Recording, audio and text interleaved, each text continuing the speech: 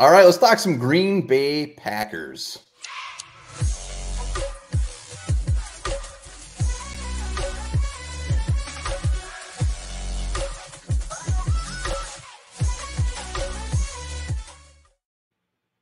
All right, we are doing a quick series this week. We are taking a spin around the NFC North, get a quick preview on the other teams, if they're going to be good, dog shit, any players we should keep our eyes out on. So what better place to start than Pack Daddy himself, Packernet Podcast. Ryan is in the house to talk some Packers, man. Welcome to the show. Thank you very much. It's always fun to be here. Hell yeah. We love having you. This is like 4 or 5, probably 6 times. Yeah, it's been a while, man. It's crazy. First 5-timer club. First 5-timer club. No, I'm excited to talk some Packers. I'm very curious to get your thoughts on the upcoming season of the Packers. And make sure you're following Ryan, by the way. We'll put the links down there. I got to say, your love for the hatred of the Chicago Bears is follow along. So follow this man on Twitter and hit up his podcast. I've tried to get into it with Vikings and Lions fans, and just nobody's taking the bait. Vikings fans are kind of like, yeah, we kind of know, and Lions fans are the same way. Bears fans, man, you're like, hey, that third strings guy over there sucks, and they just lose their mind. They're so easy to get riled up. It's crazy. Yeah, you do a very good job. I appreciate the tweets and the responses. So thank you for that. But I did steal a tweet. I don't know who tweeted it out. It might have even been you. It was some Packer podcast or show. They put out there, Jordan Love will be blank in 2023. And I'd love to hear you fill in the blank. 1 word, 5 words, whatever you want. Jordan Love will be blank in 2023. Well, the most controversial answer I could give would probably be better than Rodgers was last year. It is controversial. I like it. I think that's, and I don't know that that's true, but the only reason I bring that up is it's a good way to kind of segue into one of the more annoying things that I've been hearing is you guys are going to fall off because you're going from Rodgers to Love. Rodgers wasn't even a top 20 quarterback last year.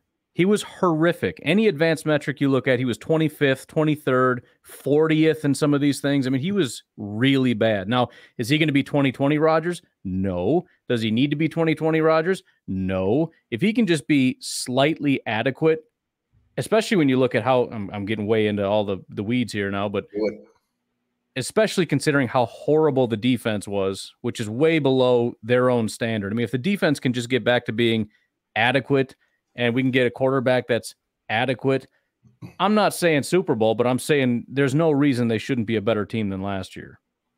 Wow. I got to ask you. I know Lupagus has got some questions, but I got to ask, do you think Packers fans are tricking themselves into thinking this, or do you actually believe it? Believe that Love can be adequate?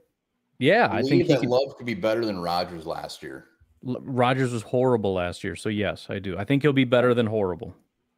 I do think when he went to the Jets, everybody did forget what a shitty year he had, and that whole thing was erased. And they were thinking he's, who he was. And I expect him to have a good year, but I mean, the dude broke his thumb, and he had the worst attitude in the world. He hated that organization. He hates the Packers. He hates everything about it. He didn't want to participate. He doesn't like the young guys. He didn't like the scheme that we were running. He thought Matt LaFleur was beneath him and was trying to get him to do all these simplistic things that he's too big for. And it's just, he gets to go over there and be superstar Aaron Rodgers, but he just was not that last year. It was not a thing. All right, well, I'm glad you mentioned Matt LaFleur. He's 49-22, career record with the Packers as the man in charge. Do you think he has a certain length of leash now with Jordan Love as his quarterback, without Aaron Rodgers? Does he have to prove himself now that he can do it without Aaron Rodgers? Yeah, I think so. I mean, it's easy, especially in the past. It's easy to say, look, we had a rough time, but this guy won't listen to me, But now this is you. Jordan Love isn't going to argue with you. He's going to do everything you tell him to do. So if your offense sucks, if you're not calling the plays, if your guys aren't prepared, it's 100% on you. So, I mean, if it's a down year, I mean, obviously if Jordan Love comes out and he's horrific, it's not necessarily the coach's fault. We got to rectify that. But it's definitely much more, because even in the past, everything is Aaron Rodgers. It's like, yeah, you guys won 13 games, but Matt LaFleur isn't going to get coach of the year because it was all Rodgers. So he didn't get any of the credit. He didn't get any of the blame, but I think it's going to be a lot heavier on his shoulders this year. I mean, just piggybacking on that, if the Packers were to just completely step on their dick for the next 2 years, below 500, I mean, how short could his leash be? I mean, could he be 2 years and gone? Yeah, I mean, it's one of those things you got to kind of see what the problem was. I mean, again, if it's mostly Love is just garbage, then it's all right. Let's go get a new quarterback and see how that goes. But you'll probably be able to tell. Like, I mean, I do have serious questions about the team in general, like being prepared. Week 1, as you guys know, horrific football team. Like they never show up week 1. Why are you not prepared? They're terrible after bye weeks. They're terrible in the postseason. Like they're just whenever they have time to rest or whatever, getting your guys up and ready and prepared. That's a coach's job, and they're not very good at that. So that's already a strike. And now, yeah, if you can't make this work, because let's be honest, as much as a lot of people don't think so, the Packers do have a lot of talent, and you should be able to make this talent do stuff.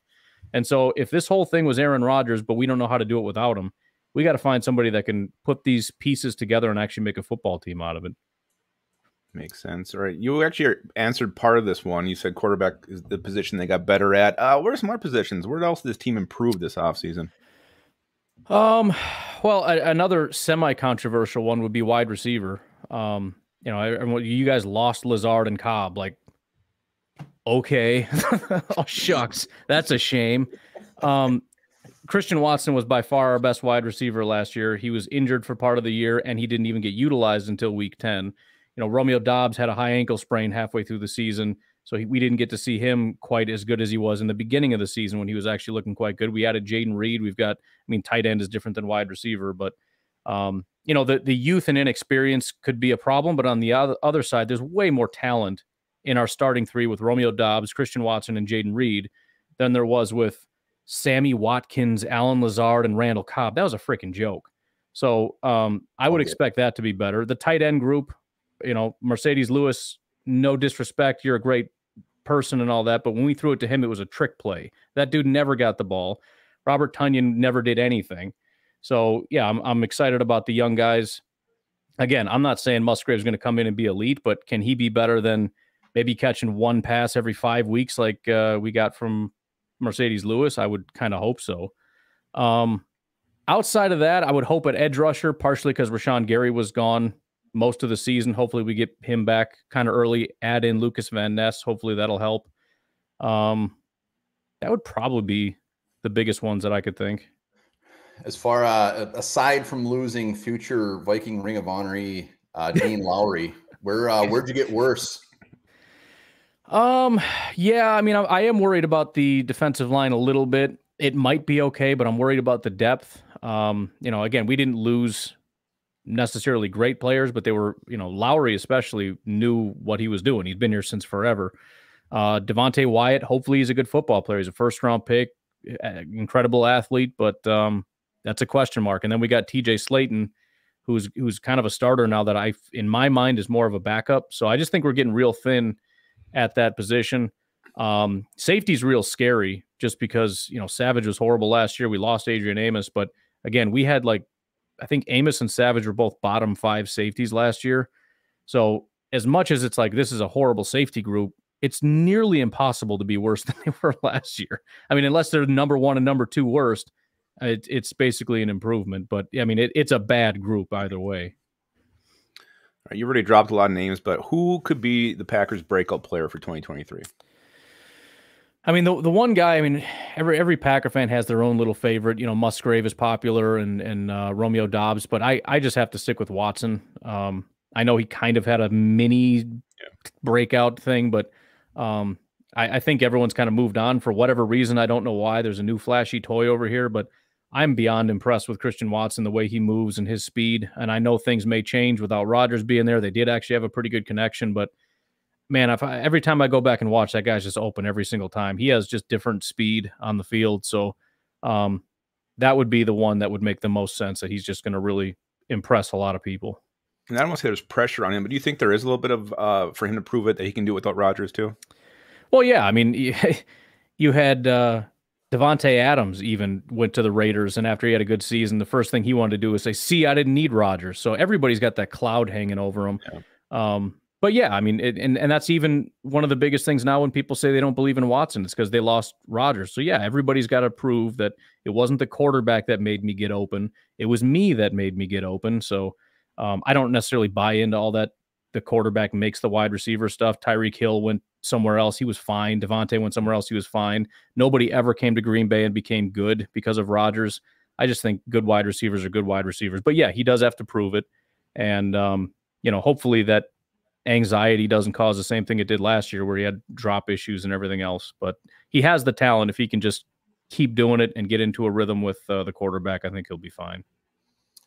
So just quick on Aaron Rodgers. I mean, a lot of Packers fans salty. I mean, you're pretty much just saying, yeah, we're moving on. Jordan Love, he's had a better season or could have a better season. But when all is said and done and Rodgers is done in New York and wherever else he goes, are Packer fans going to love this guy?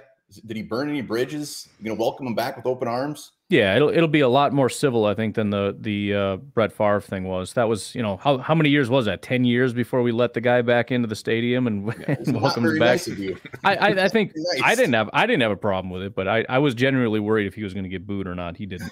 But no, I think if Aaron Rodgers hangs it up after this year, he can come back and it'll be fine. I mean, some people are kind of pissy about him and some of the comments or whatever. I don't really care. I'm upset about 2022 and how that went down. If he didn't want to play, I wish he would have just retired rather than coming back and just dragging your feet the whole year and wasting our entire season. That's the only thing that I'm bitter about. But I mean, the dude was fantastic, obviously. So yeah, he's great. And whenever he's done having his little fling over there with the Jets and probably goes a year with the Vikings if he feels like it, I don't know, do whatever, get it out of your system, and then yeah, come on back. All right. Aside from Jordan Love, and what's the biggest question mark surrounding the Packers this season?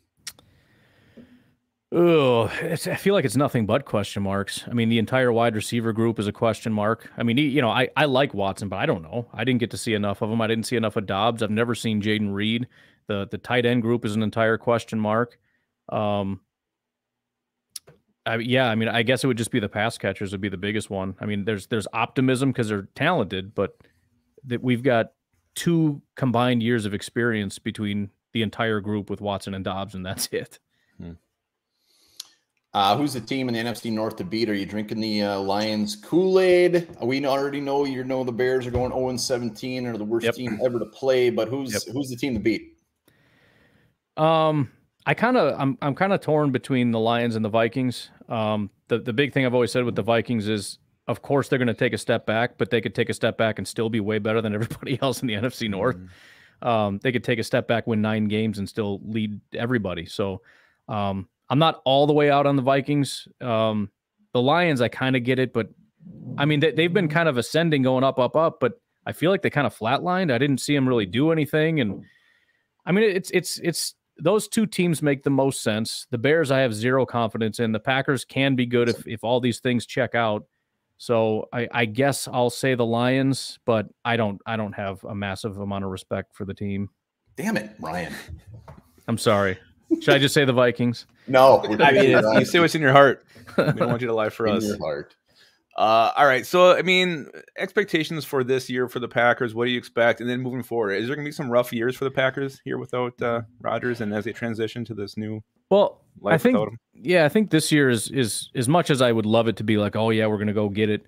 It's kind of a feel it out year. Matt doesn't know how to coach this particular team. You got to kind of figure things out. The receivers and everybody have to get on the same page with Jordan Love. We got to find out if Jordan Love is even the guy. So, even if we have all the right pieces right now and we're ready to go, it's going to be at least until next year when things actually start clicking and we get into a rhythm. And so I think what a lot of other people have said that makes sense.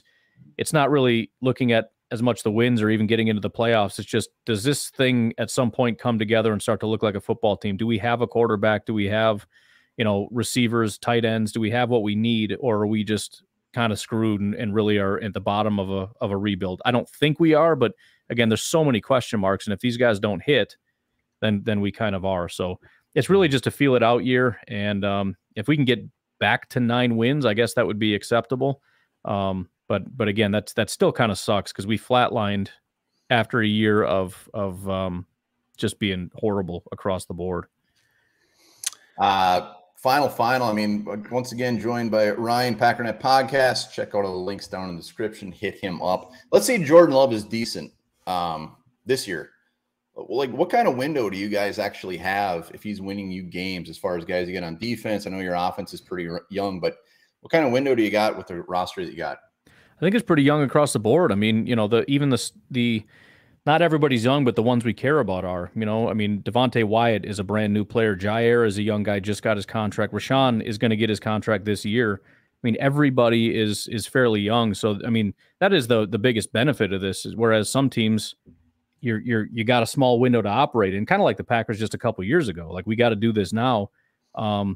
Everybody is for the most part either on a rookie contract or just got paid. You know, Elton Jenkins just got paid, and I mean, the entire offensive line, aside from David Bakhtiari, Jenkins 2019, Josh Myers 2021, John Runyon 2020, Zach Tom 2022. I mean, everybody is young. So, and I think the Packers recognize that, and that's why we're not going out in free agency and getting all these guys, which everyone's pissed about. But we're not going in this year. We're feeling it out, and the guys that are on the team, we want them to get the experience to learn to play.